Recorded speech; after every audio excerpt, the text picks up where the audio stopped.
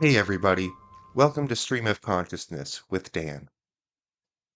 Today is a story of second chances, muddy paws, and hearts that never gave up. We honor the journey of rescue, not just the wagging tails and hopeful eyes, but the people behind the scenes, who choose compassion every single day. From kennels to couches, from fear to family. This is where healing begins. This is the journey of Muddy Paws. Today, it is my honor to have the founder of Muddy Paws Second Chance Rescue here in the Omaha, Nebraska, Council Bluffs, Iowa metro area. Her name is Terry Larson. We will be joined by a member of her team who is on the fundraising and events committee. Her name is Terry Gatch Mills, and I'm just super excited. It's very personal to me, and I can't wait for our conversation. So before we get started, I'd just like to share a poem that I'd written about kind of my adoption experience. They came with fur matted, eyes unsure, paws tracing paths of pain and hope. Each bark, question, each whimper, plea. Will someone see me? Will someone stay? But here, love is louder than fear. Here, names replace numbers. Here, the broken are not burdens, they're beginnings. A leash becomes a lifeline, a crate becomes a cradle, and every muddy paw print on the floor marks a step toward home. So I really hope you enjoy my conversation with, and I'm going to just refer to them as Terry number one and Terry number two. And yeah, enjoy, you guys. Hey everyone, we are live from Omaha, Nebraska at the Stream of Consciousness podcast with Dan. Today I am honored and blessed to have two amazing women in our community. Terry Larson, the founder of Muddy Paws Second Chance Rescue, and one of her colleagues, Terry Gatch Mills, who is on the fundraising and events committee. How are you doing, Terry? Number one and Terry number two.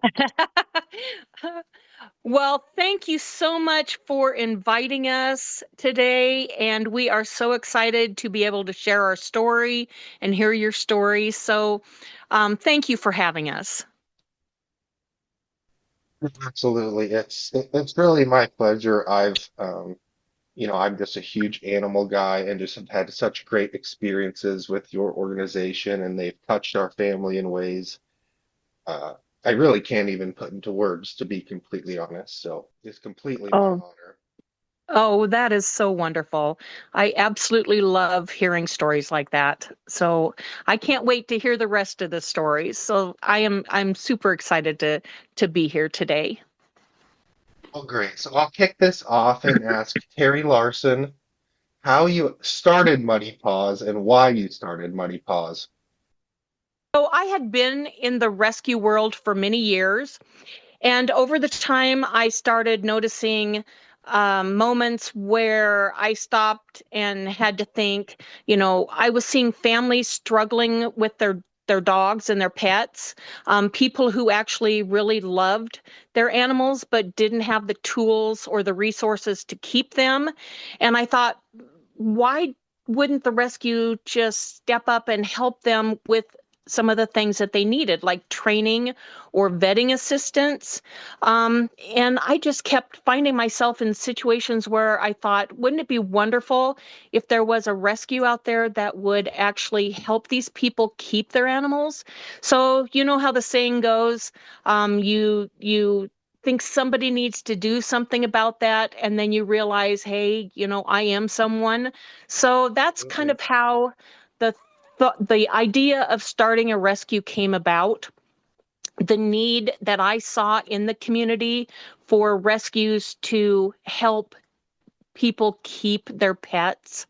Um, so I actually organized big meeting. I reached out to everybody that I knew that might be interested in this new type of rescue.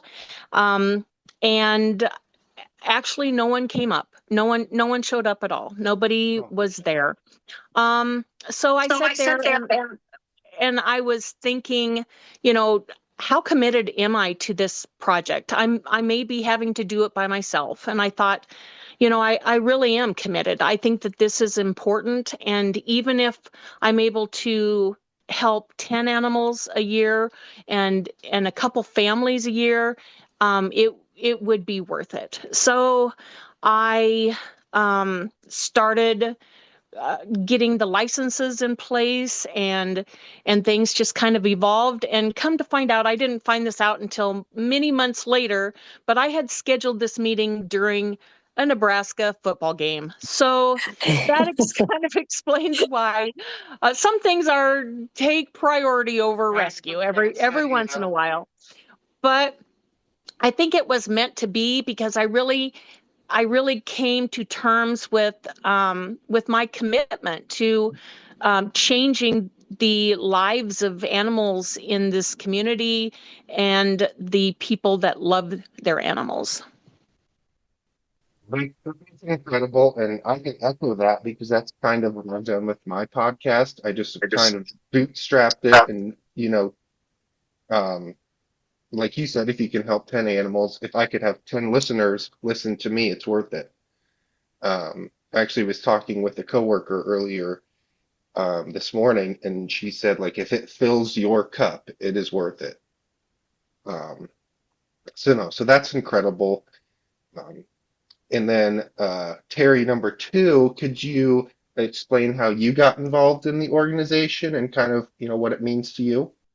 Yes, I have been involved in the rescue world through different organizations since 1992, and I kept hearing Muddy Paws' name come up, and I thought, and then I found out that there was another Terry, and I'm like, I got to meet this lady. I got to see what she's all about. Yeah. And so the first time that I sat down and met her, she was very genuine, very honest. She was very passionate about what she does. And when she would speak about the rescue and her volunteers and stuff, it was always we and our. And I really admired that because, she gives her volunteers the freedom to create things, come up with new ideas, talk about it, not just say, no, we're not doing that. So um, and she's got so many projects going. Muddy Paws has so many projects going, and I love the fact that it's not just adopt and you're done. It's you adopt. There are resources out there if maybe it's your dog's not behaving as well as you think it should. We have that behavioral training post adoption.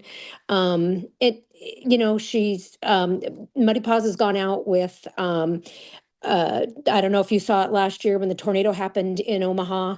There was a rescue story. Muddy Paws had helped out with that. She helped out with the 2019 floods down in southwest Iowa. So it's beyond the adoption process. The free vaccination, excuse me, clinics that we do every month. You can't put a price on that.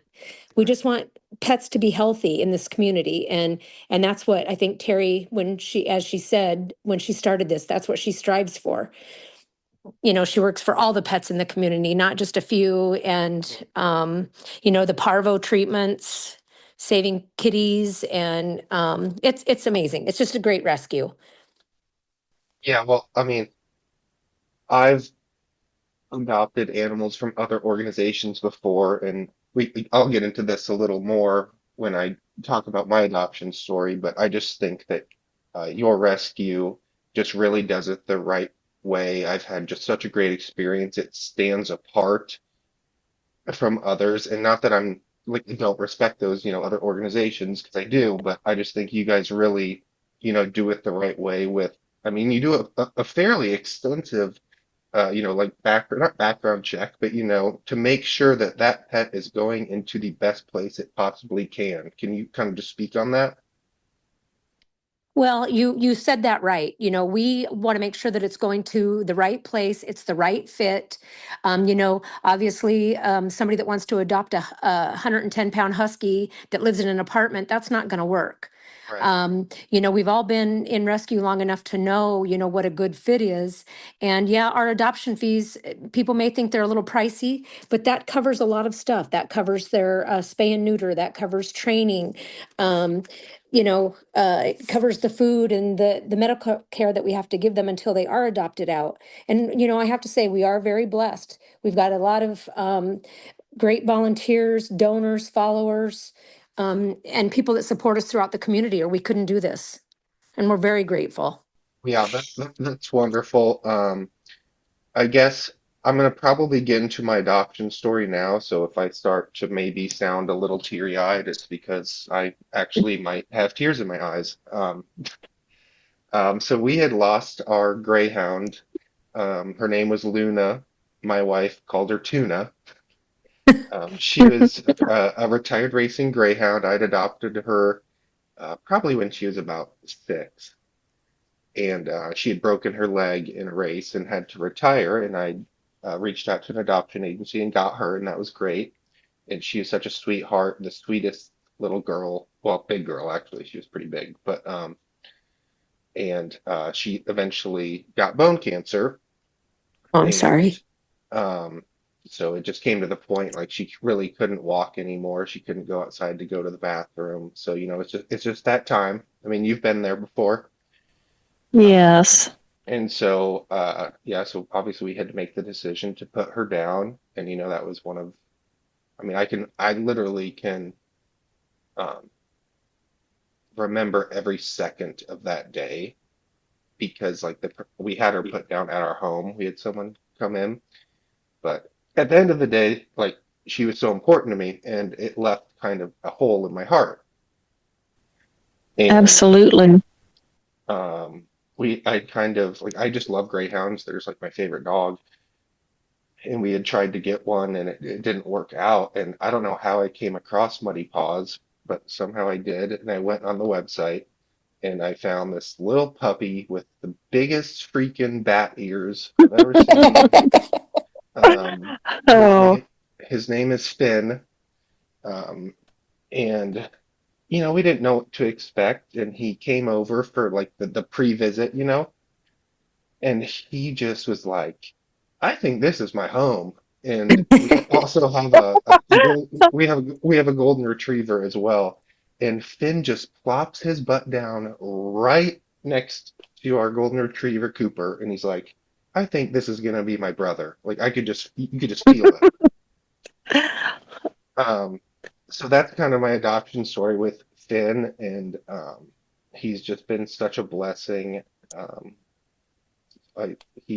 and when we got him, I think he was like 20 pounds at 8 months, and yeah, he's 65 pounds now because he's oh about my goodness. 2.5 Oh my years old. goodness. And And he's beautiful, I might add. yeah, Absolutely beautiful. thank you so much. I'll post some. I'll post the pictures of both of my pets on when I share this, but. Hmm. Um, So yeah, so he really touched our family, and it's just I still will remember that for the rest of my life when he just plops down right next to Cooper. He's like, I'm not leaving. Well, I think they pick us just as much as we pick them. Right. Agreed. I can just feel that bond instantly, really, and it's a beautiful beginning. And then I have one more adoption story, and I haven't even cried yet. So this is great. Uh-huh. So I'd also had a Maine Coon, a purebred Maine Coon that I did not really rescue. I got it from like a breeder, which again is not my favorite, but I don't It's know. okay. Sure. It's They okay. all need homes. And uh, so I mean, he was more dog than cat, to be completely honest. I mean, he was huge. Um, but he started kind of getting really ill one day, and I literally had a vet appointment the next morning, and we found him passed away, Oh, I'm sorry. Oh, which I think it might have been like a heart thing. But Oh, but anyway, not to get too sappy. So that also, leaves a hole in your heart. absolutely.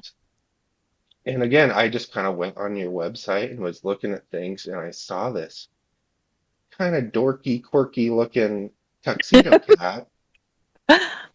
His name was Bramble, and again, it just like it calls to you. Yeah. Uh-huh. And so yeah, I mean, just the same thing, like introduced everyone, and oh my gosh, Bramble is he's hilarious. He every morning, so I'm a notoriously late riser,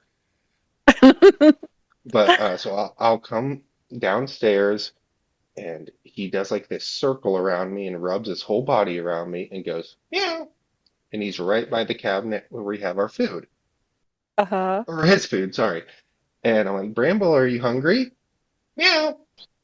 And so I get it and I take his food up and I put it. We have like a bay window with kind of like a seating area. And I'm like, all right, Bramble, what do you say? Meow. And then I feed him. I don't know. He's so silly. And As I say, sounds like he needs to be on the podcast yeah, he if might, he's a talker. he might.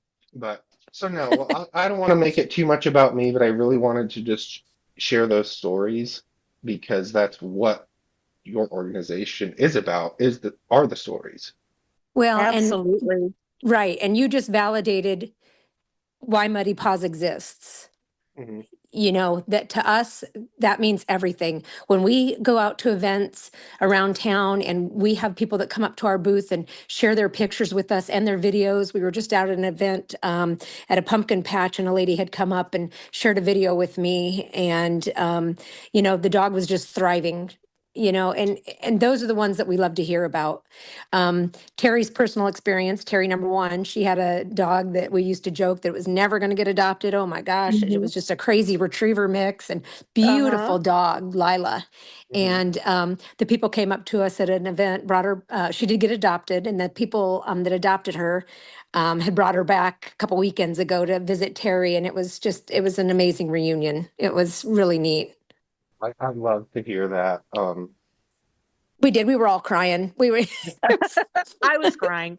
We were just like, oh my gosh, it's just, I she was so grateful and it was just really Yes. nice. I think I had her almost 5 years. Yes. Yep. So you just never Yeah. know. That What person is out there. Exactly. Absolutely. Um, so I kind of want to pivot to kind of like your goals and expectations, what you want Muddy Paws to look like in the future. If there's I any can like answer that. projects, yeah, go for it. I can answer that.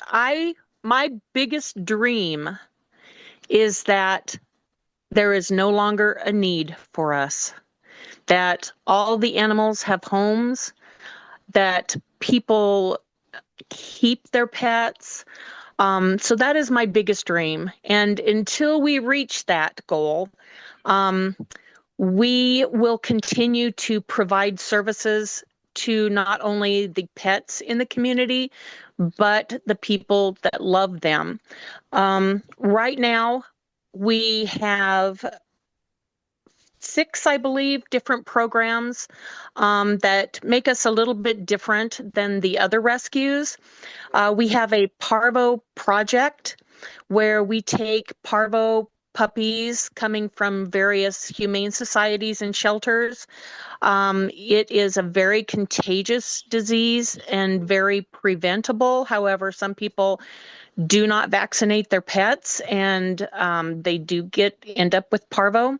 Well, we take these puppies from the various shelters, we get them healthy, and we get them homes.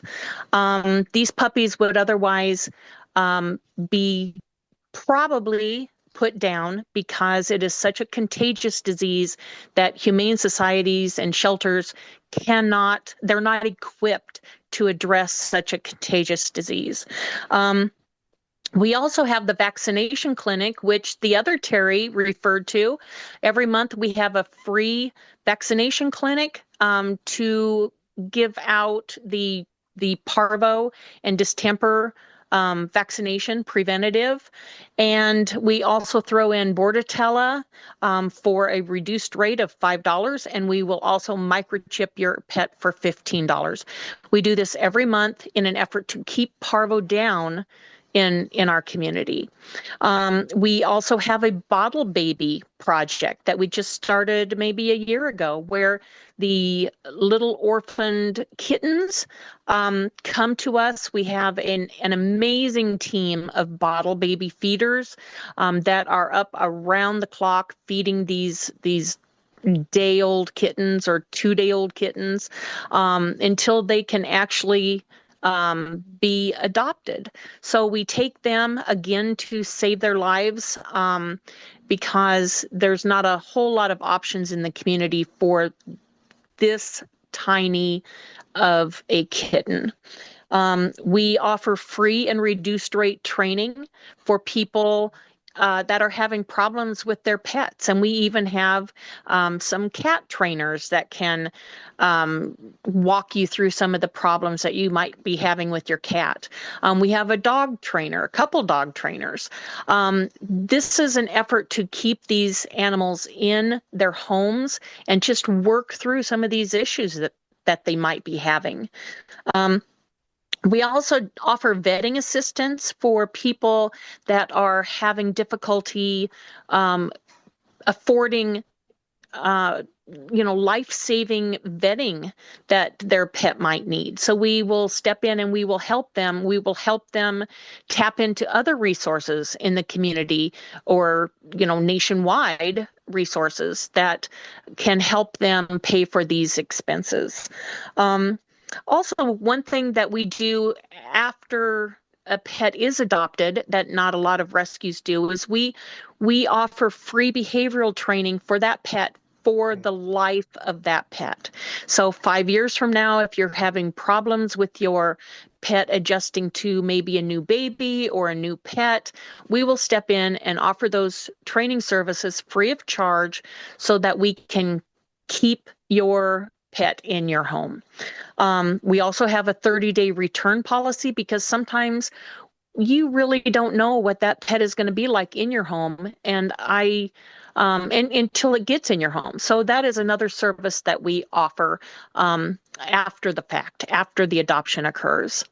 So these are things that kind of set us apart from other rescues, and we are always looking for ways that we can fill a need in the community.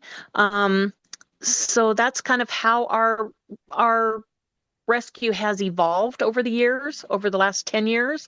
And that's something that we will try to continue to do is meet, observe the needs of the community and in some way try to help meet those needs. Couldn't echo that more. Like I said, I've adopted from a couple agencies before, and yours is by far and none the most thorough, the most compassionate and caring, and the most important thing, like you mentioned, is to keep that pet in that home Correct. because, that's what it's all about.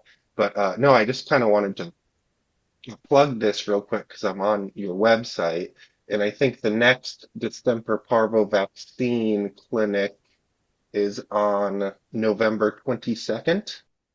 Correct.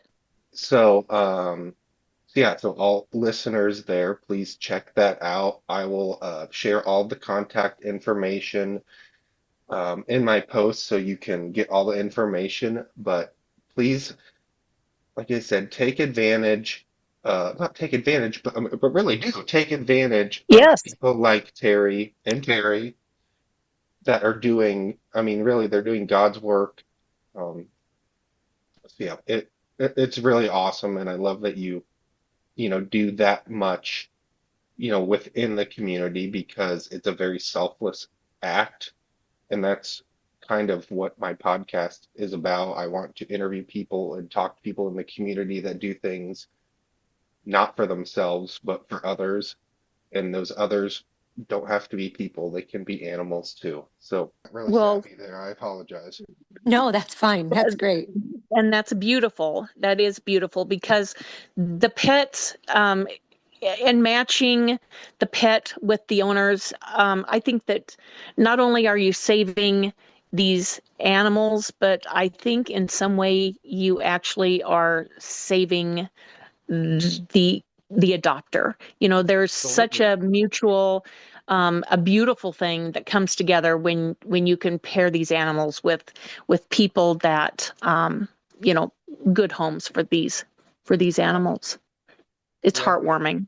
it is, and I'll speak from experience as well, because I'm going to get personal, I'm going to get deep, but I've struggled with mental health for probably upwards of 15, 16 years now. Mm-hmm. And I'm comfortable talking about it now, but Mm-hmm.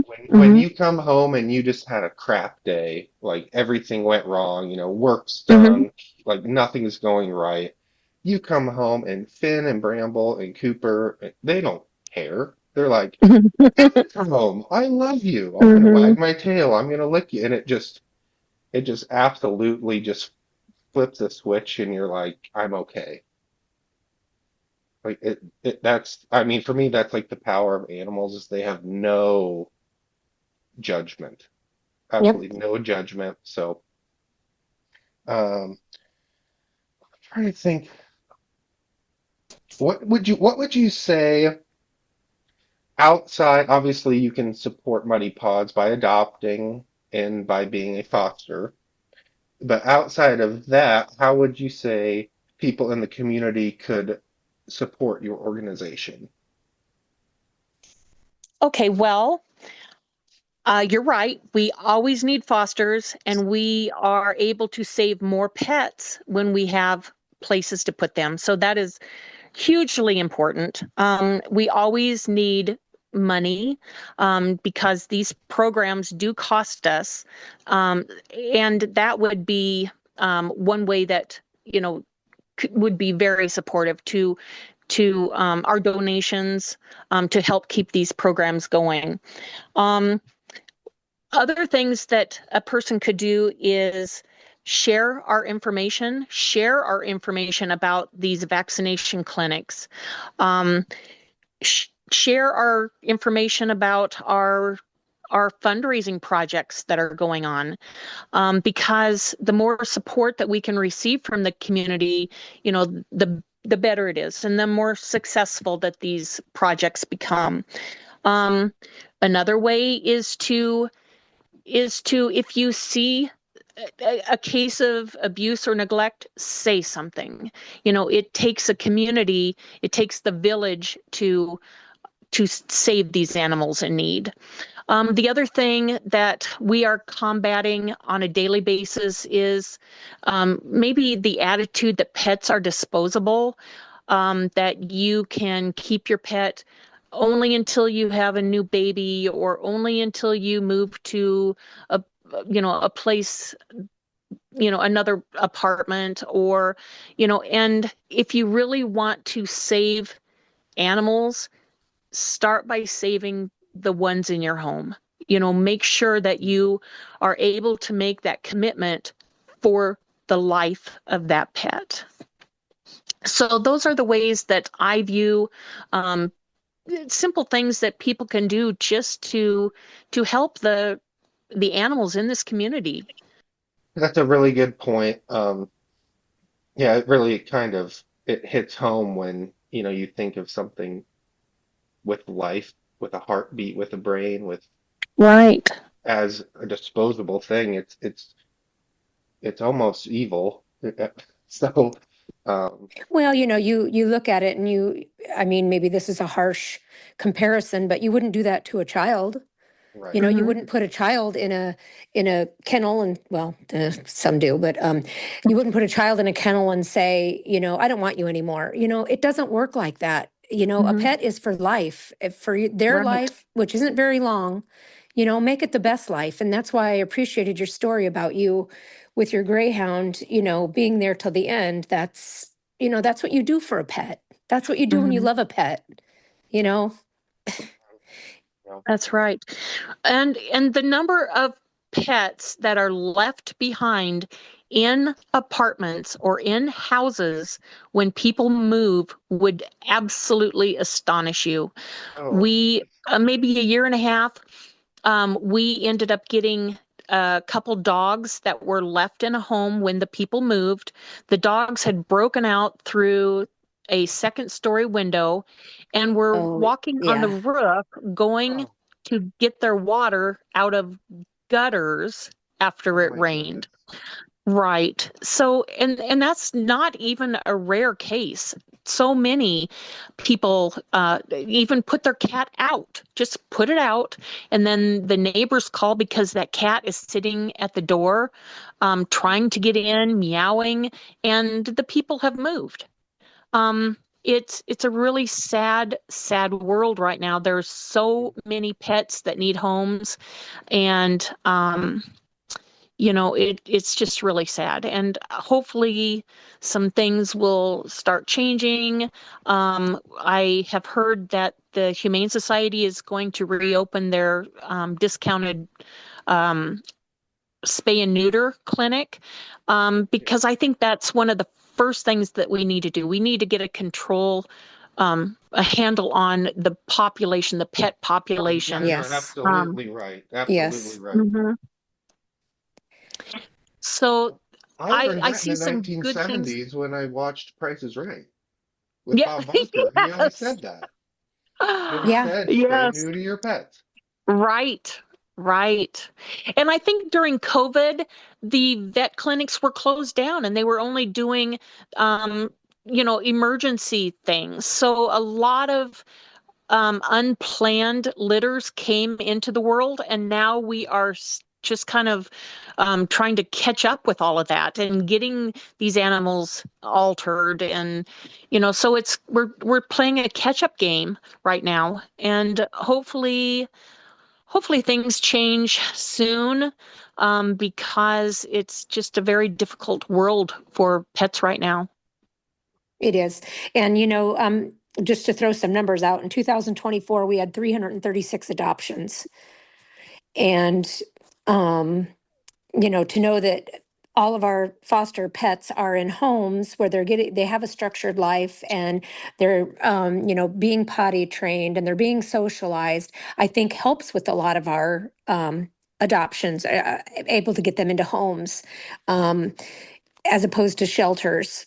And, when they're walked a couple of times a day, if even that. But so far, we've had 260 adoptions this year.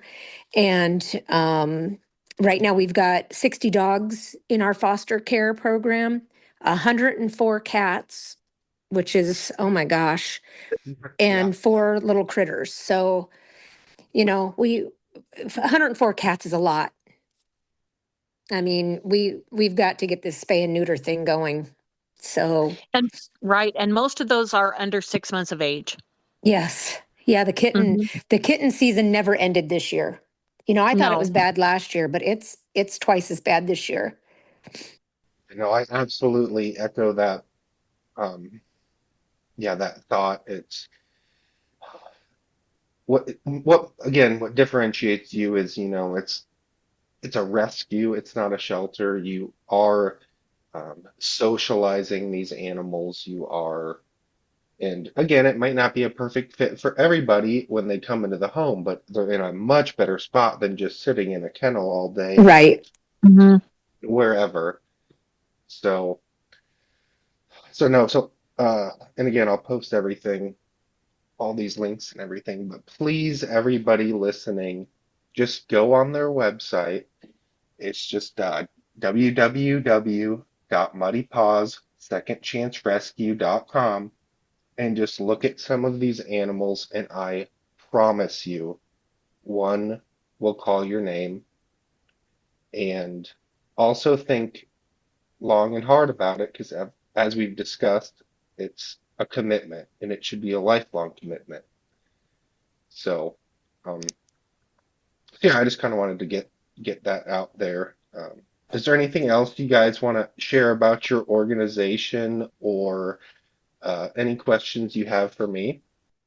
Well, we do have a couple of projects coming up, fundraisers with the holiday season coming up, we've got our Muddy Paws season of second chances that we're going to be releasing pretty soon on our Facebook page. So the information will be on there. And then we also have an Ales for Tales event in Council Bluffs at Full-Fledged Brewery on December 13th. That's always a lot of fun. We've got a meet and greet coming up this Saturday. We're out in the community a lot. We have amazing volunteers, whether they're doing events or fostering. We can't thank them enough. Well, like I said, I appreciate your guys' time so much. I will be posting every single link I can find for you guys and sharing your guys' stories. And you're doing just incredible selfless work in our community. And as I've mentioned in my stories, it's touched me, it's touched my family very deeply. So I appreciate you guys. I appreciate you taking time out of your day to talk to me, just a guy. So yeah, it's been really incredible. Well, we Well, can't thank thank you you. enough. Absolutely. Thank you for sharing your Absolutely. story. I mean, And I wish more people would. It may open the door, you know, for people to say, geez, I'd kind of like to feel like that once in a while, because Mhm. yeah, there is no greater feeling than when you come home, like you said, after a crappy day, and that dog or cat's waiting for you, just as excited as can be, not knowing what you went through during the day, but boy, he was there to make your day better. So right. And the one thing that I love, the one saying that I love, and if you don't mind, I would like to quote this because this keeps me going sometimes, and it's saving one animal won't change the world, but it will change the world for that one animal. So everybody can make an impact in the pet community, and everybody can save one animal. Thanks for listening, everyone. What an incredible conversation I had with Terry Larson and Terry Gatch Mills. Just two incredible women. So I'll just end it with a little bit of poetry and prose. From Muddy Paws to Second Chances, today's stories remind us that love doesn't need pedigree, it just needs a place to land. To every wagging tail toward healing, and every heart that said yes to rescue, thank you. This is Dan, signing off from Stream of Consciousness, where compassion finds its voice. And now, a final tribute to the ones who wandered, who waited, who were never meant to be forgotten. Laika, lone voyager, you taught us that even silence in orbit can echo with longing, that every stray deserves a sky, and every goodbye deserves a name.